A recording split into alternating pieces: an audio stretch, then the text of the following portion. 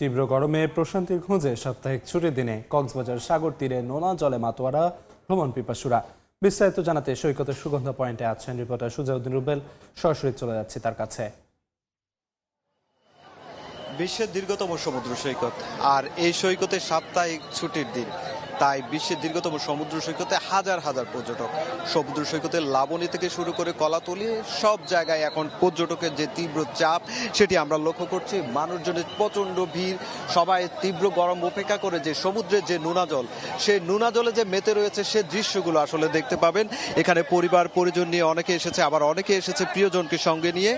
যেমন সমুদ্রের যে উত্তাল ঢেউ, সেই উত্তাল ঢেউ যেমন মেতে রয়েছে, ঠিক তেমনি টিউব নিয়ে গা ভাসিয়ে সমুদ্রে দূর দূরান্ত চলে যাচ্ছে। আবার অনেকে জেট স্কি রয়েছে, সে জেট স্কি যুগে কিন্তু সমুদ্র উপভোগ করতে গভীর সাগরে ছু মেরে আসছেন পর্যটক দম্পতি কিংবা বন্ধু বান্ধব সবাই মিলে। এভাবেই কিন্তু আনন্দঘন মুহূর্তগুলো কাটছে।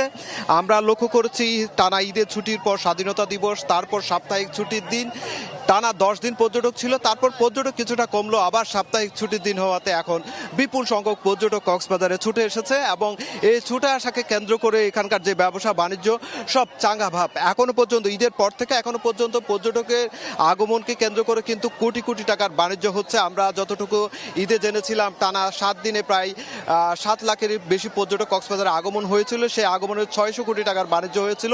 এখনো ঠিক আমরা দেখতে পাচ্ছি সেই যে ঈদের ছুটিতে যেমন পর্যটক এসেছিল, এখনো সেই পরিমাণ পর্যটক সাপ্তাহিক ছুটির দিনে আসছে। এবং আগামী 2 দিন কক্সবাজারে প্রায় 1.5 থেকে 3 লাখ পর্যটক আগমনের সম্ভাবনা রয়েছে। সেই সম্ভাবনাকে কেন্দ্র করে এখানকার ব্যবসা বাণিজ্য যেমন চাঙ্গা, ঠিক ব্যবসায়ীরা মনে করছেন, চেম্বারের যারা নির্বাচিত সভাপতি রয়েছেন তারা মনে করছেন কক্সবাজারে এই টানা 2 দিনে প্রায় 100 কোটি টাকার ব্যবসা হবে।